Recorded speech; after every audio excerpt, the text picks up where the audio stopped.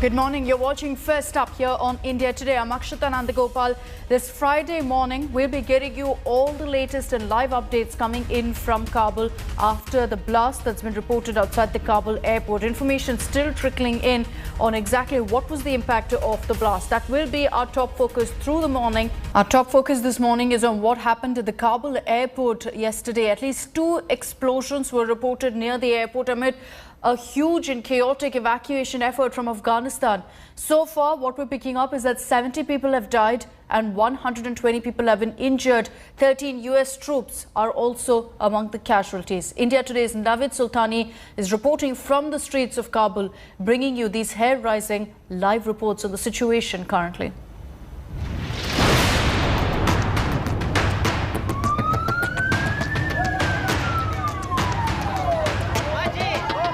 Death, despair,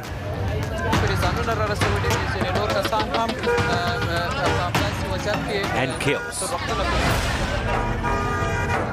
Hours after intelligence alerts warned of a terror attack, 2 bomb explosions rocked the Afghanistan capital on Thursday. The first blast took place at the Abbey Gate of the Hamid Karzai International Airport. The cloud of smoke above the airport could be seen from far away. Moments later, as the first images started trickling in, the real extent of the damage became clear. There were casualties, many of them.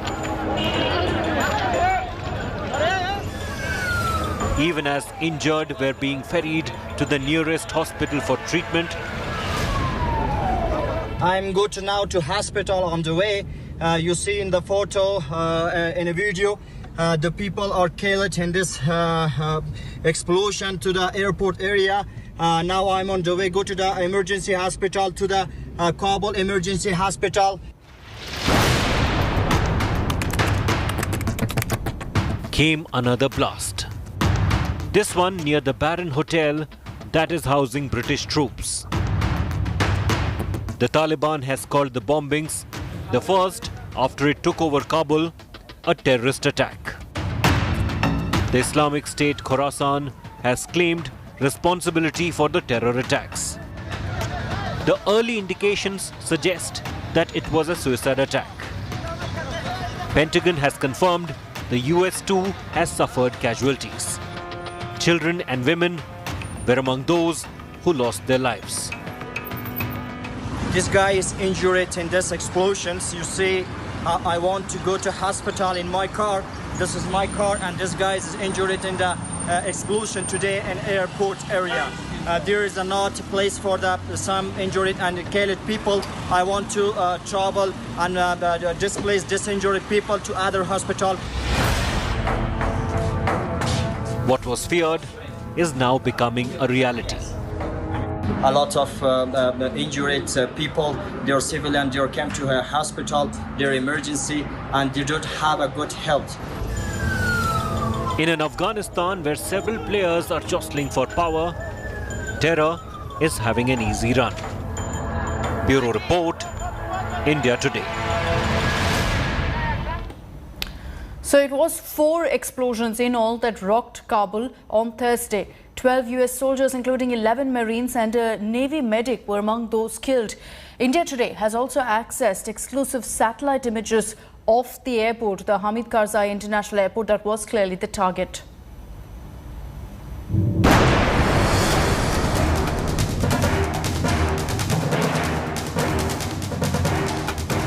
Moments before Thursday's suicide attack, that is what Kabul's Hamid Karzai airport looked like. A few planes were parked on the military side. That is now under the control of the Taliban. At the Abbey Gate, where the first of the 2 explosions took place, scores of people and cars lined the streets. A long line of Afghans, especially near the wall of the airport. An even closer look shows the area around the Abbey Gate teeming with locals desperate to flee Afghanistan. This despite an intel warning by at least 4 countries that warned of a terror attack at the airport. At least 11 aircraft were parked on the tarmac. It is not clear if there's been any damage to them. Moments later, at 7:15 p.m. India time, an explosion ripped across the Abbey Gate. With Ankit Kumar, Bureau Report, India Today. The Taliban have blamed ISIS for the airport suicide attacks, and they have vowed to strictly stop what they call evil circles. They've also put the blame of the attack on the United States, saying that security was America's responsibility.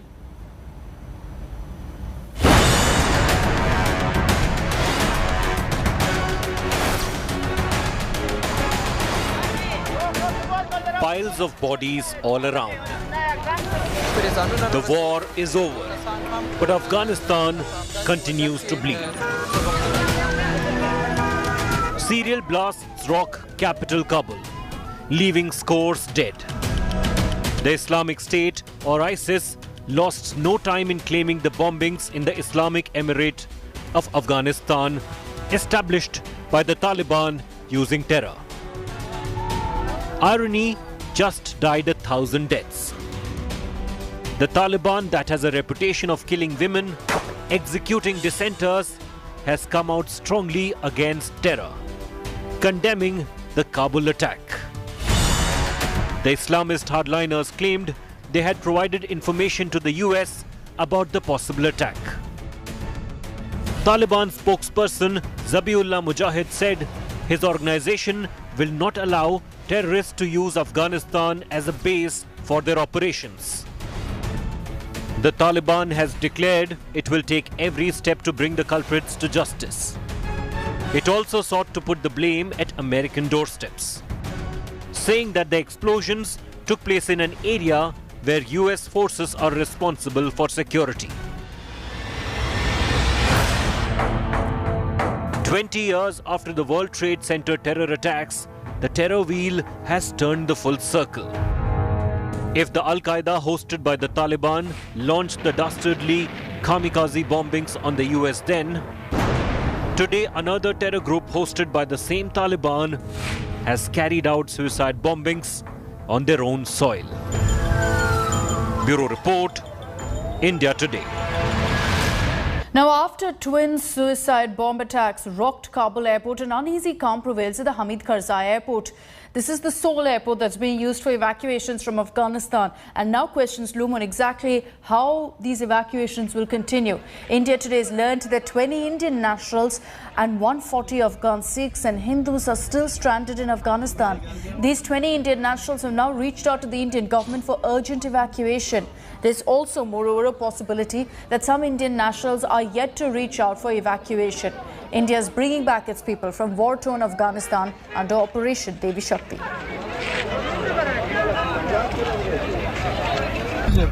World leaders continue to react to the latest updates that are coming in from Kabul, particularly the explosions that have rocked the Hamid Karzai International Airport last evening. President Joe Biden has vowed to hunt down the terrorists and make them pay for the deadly attacks outside the Kabul airport. The president, in fact, said that that ISIS was behind these gruesome attacks at the Hamid Karzai International Airport in Kabul and also at a hotel nearby. Biden cancelled all his engagements, including his first bilateral meeting with Israeli Prime Minister Naftali Bennett. Now, German Chancellor Angela Merkel has also cancelled her upcoming trip to Israel over security concerns. British Prime Minister Boris Johnson will be chairing an emergency security meeting with the Cabinet Office briefing rooms. French President, meanwhile, Emmanuel Macron has offered full support to American allies. United Nations, the UN Secretary General Antonio Guterres has condemned this terror attack and said that the incident underscores the volatility of the situation on the ground in Afghanistan.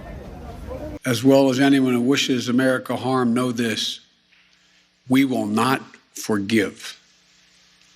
We will not forget. We will hunt you down and make you pay.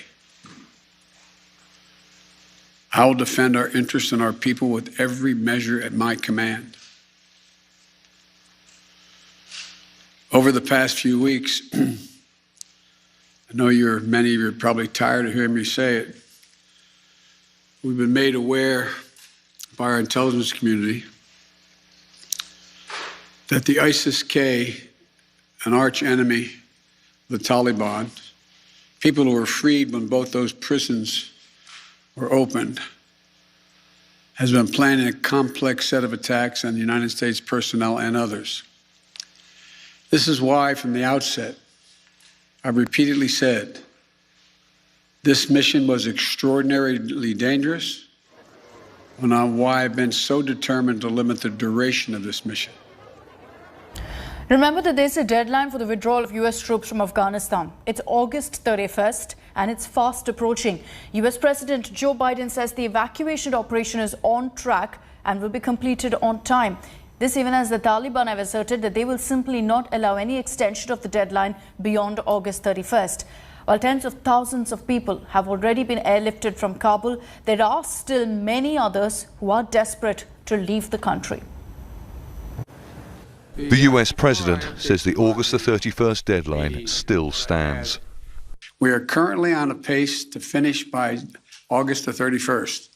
The sooner we can finish, the better. Each day of operations brings added risk to our troops. But the completion by August 31st depends upon the Taliban continuing to cooperate and allow access to the airport for those who we're transporting out, and no disruptions to our operations. Military aircraft continue to take off from Kabul airport. It's a 24-hour operation. On board, some of the tens of thousands of people who have been evacuated since the Taliban seized power on August the 15th. But it's estimated tens of thousands more are desperate to leave. Despite pressure from governments around the world, and before the US president made his statement, the Taliban reiterated there would be no extension of the August the 31st deadline for the remaining NATO soldiers in Afghanistan to get out. We will not allow an extension beyond August 31st, so the US should remove and evacuate all personnel by the set deadline. Mujahid said the Taliban is stopping Afghans from going to the airport. The Islamic Emirate is trying to encourage people to go home, but the Americans are inviting people to go to the airport. Their adverse policy of continuing to board people on planes. The airport access route has been closed to avoid stampedes. The UN's top human rights official told an emergency session of the UN Human Rights Council she has received credible reports of the Taliban committing serious violations, including summary executions of civilians and restrictions on women. A fundamental red line will be the Taliban's treatment of women and girls, and respect for their rights to liberty, freedom of movement, education, self-expression and employment, guided by international human rights norms. In particular, ensuring access to quality secondary education for girls will be an essential indicator of commitment to human rights. The Taliban spokesman said women should, for the time being, stay at home because Taliban fighters were not yet trained on how to behave. We need to have a procedure and a plan in place. Security force is not operational. They are not trained to deal with women. That's why we're stopping women from going to work. We ask women to stay home and their salaries will be resuming. Come back to work when we have a system in place. With no extension of the August the 31st deadline, there are mounting concerns for tens of thousands of Afghans that want to leave this country. The Taliban says they have nothing to fear and that there will be no reprisals against people who have worked with NATO, foreign organisations or the media in the past. But trusting the Taliban on the basis of their words alone is something that many Afghans and the international community find very difficult to do. Charles Strafford, Al Jazeera, Kabul. A whole host of American weapons are now in the hands of the Taliban. A new video shows Taliban pilots trying to fly a US Black Hawk helicopter around the Kandahar airport. The Black Hawk is one of the most famous birds in the air, capable of carrying missiles and rockets. And imagine what really it could do in the hands of the Taliban.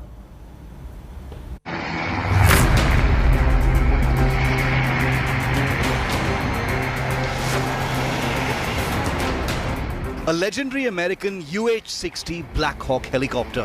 taxiing across the Kandahar airfield. Not an unusual sight in Afghanistan, except the men operating the chopper are said to be Taliban members. This clip, released by Russian state media, identifies the helicopter as a US Army UH-60 Black Hawk.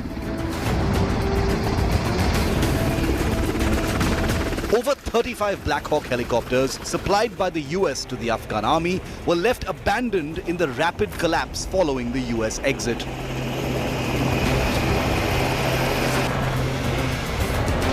In the turbulence that followed, open source intelligence suggests 9 such helicopters were flown to Uzbekistan by fleeing Afghan government pilots.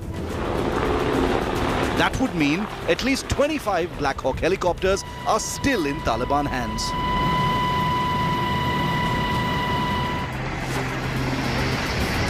The video, only a minute long, only shows the Black Hawk on the ground and not taking off. It is not clear if the Taliban pilots managed to thereafter fly the chopper. What is clear, however, is that the Taliban is looking to make use of these advanced military helicopters. But two big questions stand out. First, does the Taliban even have credible pilots? Answering that only days ago, the Taliban said it would be hiring existing pilots from the collapsed Afghan military. About previous army and military, that is collapsed, finished. So now if we want to hire them and bring them back to this rank, so definitely we will call them, and we need them because they have high training. Most of them got training in Turkey and Germany and England, so we need them and we will call them to get back to their positions. The second big question, flying is only part of air combat. What about maintenance, spares, and learning how to use these choppers for military operations? Well, the Chinese Harbin Z-20 helicopter is a reverse-engineered copy of this very Black Hawk. And Chinese friendship with the Taliban means they could theoretically get help with maintenance, spares, and flying training if needed. Black Hawks are legendary helicopters which across variants have served the US and several other militaries since the 1970s. Updated versions of this highly reliable helicopter continue to be supplied to customers across the world. India itself will be receiving the newest version of the Black Hawk called the MH-60R from the US later this year. But with 25 Black Hawks down in Afghanistan, the Taliban has overnight become one of the largest operators of the helicopter type outside the US. It's a long, difficult road, but this new video shows they're taking their first steps. Bureau Report, India Today. Two of the Headingley tests turned out to be another forgettable outing for the Indian team. While both the English openers departed after their 50s, David Malan and Joe Root got together for a 100-run stand to stretch England's lead. Malan was snaffled down the leg side for a well-compiled 70, but England captain Joe Root continued his march at the other end. Root was a sensational touch, lacing boundaries one after the other as he recorded his third ton of the series. While Bairstow and Butler departed in quick succession, Root stood like a wall, ensuring England's lead went past 300. His departure at 121 gave India an opening, but the England tail kept the scoreboard ticking to stretch England's lead to 345 at the end of the day. It's been a wonderful innings, and he's taken a... And that's all we have time for in this edition of First Up. Stay with us here on India Today. Through the day, we'll get you the latest ground reports from Kabul and the latest updates that come in on the twin blasts.